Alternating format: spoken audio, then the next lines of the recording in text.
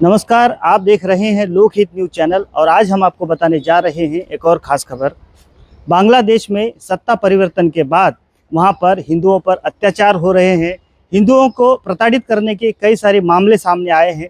इसी प्रकार से अब देश में भी कई जगहों पर बांग्लादेशी नागरिकों को देश से निकालने की बात सामने आ रही है और इसी मांग को लेकर अब मीरा भाईंदर शहर में पूर्वेश प्रताप सरनाईक के नेतृत्व में युवा सेना ने एक अलग पहल की है। इन्होंने मीरा भाईंदर शहर के डीसीपी प्रकाश गायकवाड़ से मिलकर एक निवेदन दिया है कि मीरा भाईंदर शहर की शांति बनाए रखे। साथ ही मीरा भाईंदर शहर में जो अवैध रूप से बांग्लादेशी रह रहे हैं उन्हें देश के बाहर निकाला जाए, ऐसी मांग की है। इसी के साथ उन्होंने मीरा भाईंदर शहर के जितने भी पुलिस थाने हैं सभी पुलिस थानों में अपना निवेदन दिया है और मांग की है कि मीरा भाईंदर शहर में किसी भी प्रकार की हिंसक घटना ना हो। तो आइए हमारे साथ यहाँ पर युवा सेना के कुछ पदाधिकारी हैं, उनसे जानते हैं उनका क्या कहना है। सर बताइए, आपने मीरा भाईंदर शहर के जितने भी पुलिस थाने हैं सभी पुलिस थानों में निवेदन दिया है, साथ ही डीसीपी प्रकाश गायकवाड़ से भी मिलकर बात की है और कहा है कि मीरा भाईंदर शहर की शांति बनाए रखे और अवैध रूप से जो बांग्लादेशी रह रहे हैं इसके बारे में भी आपने कुछ मांग की है। क्या है पूरा मामला है? मीरा भाईंदर शहर ये मिनी इंडिया के नाम से जाना जाता है। आदरणीय आमदार प्रताप जी सरनाईक साहब, इन्होंने जब 22 जनवरी को जो यहाँ पे दंगा फसाद की किसी समाज कंटकों ने कोशिश की थी उसको शांत रखने के लिए आप सभी पत्रकारों का उसमें मैं धन्यवाद देता हूँ। आप सबने उसमें साथ दिया और यहाँ के नेतागण, मीरा भाईंदर के जो नेतागण हैं उन्होंने भी साथ दिया और शहर शांत रखा। लेकिन दंगा होने के बाद शहर शांत रखना, इससे अच्छा है कि दंगा होने ना दे। इसकी जिम्मेदारी हमारे युवा सेना ने पूर्वेश जी सरनाईक के माध्यम से, सबके माध्यम से उठाई है। और इसके लिए हम लोग आज 2 दिन पहले डीसीपी जो अपने प्रकाश कुमार गायकवाड़ सर है उनको निवेदन दिया है। उन्हें भी ये शहर शांत रखने के लिए युवा सेना के माध्यम से हमारे साथ एकजुट होके ये शहर शांत कैसे रखे, इसके लिए हम लोग के साथ जुड़े रहने का हमको आश्वासन हम लोग को दिया है। हमारे साथ युवा सेना के एक और पदाधिकारी हैं स्वराज पाटिल, उनसे भी जानेंगे सर क्या कहना चाहेंगे ये पूरा जो मामला चल रहा है।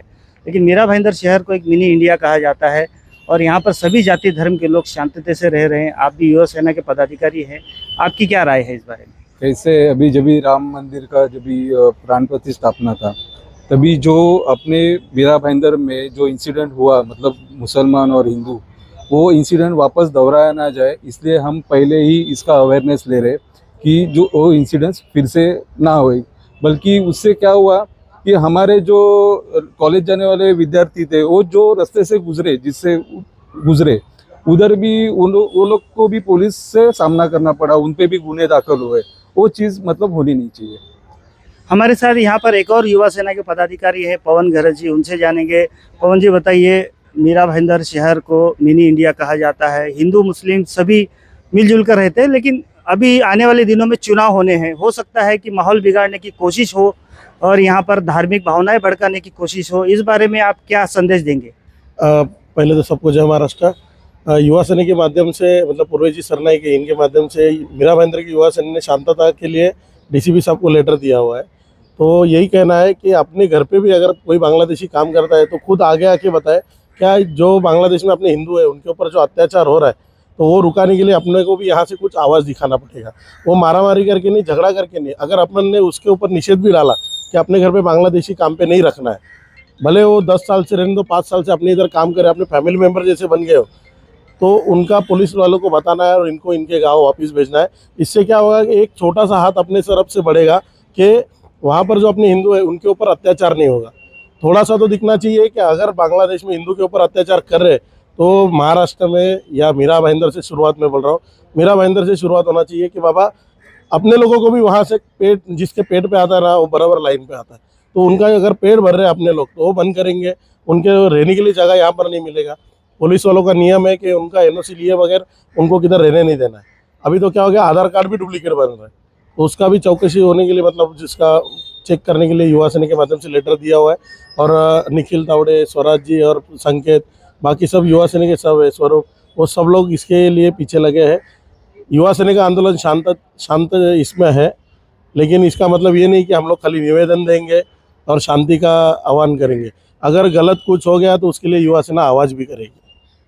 तो ये थे पवन गरज जी। तो देखा आपने, इस प्रकार से मीरा भाईंदर शहर में युवा सेना के पदाधिकारियों ने एक सकारात्मक पहल करते हुए ये आह्वान किया है कि मीरा भाईंदर शहर में शांति बनी रहे, एकता अखंडता बनी रहे। इसके लिए उन्होंने अपनी ओर से एक कोशिश की है। अब देखना होगा कि ये कोशिश कैसे कामयाब होती है, और आने वाले दिनों में चुनाव होने हैं, हो सकता है कुछ असामाजिक तत्व इस चुनाव में धार्मिक भावनाएं भड़काने की कोशिश करें और इसी मुद्दे को लेकर भुनाने की कोशिश करें। तो इसी को ध्यान में रखते हुए युवा सेना ने जो पहल की है वो निश्चित ही सराहनीय है। अब इनकी ये कोशिश कितनी कामयाब होती है, ये देखने वाली बात होगी। इस बारे में आगे जो भी अपडेट्स होंगी हम आपको समय समय पर बताते रहेंगे। अब बने रहिए हमारे साथ, देखते रहिए लोकहित न्यूज़ चैनल। धन्यवाद।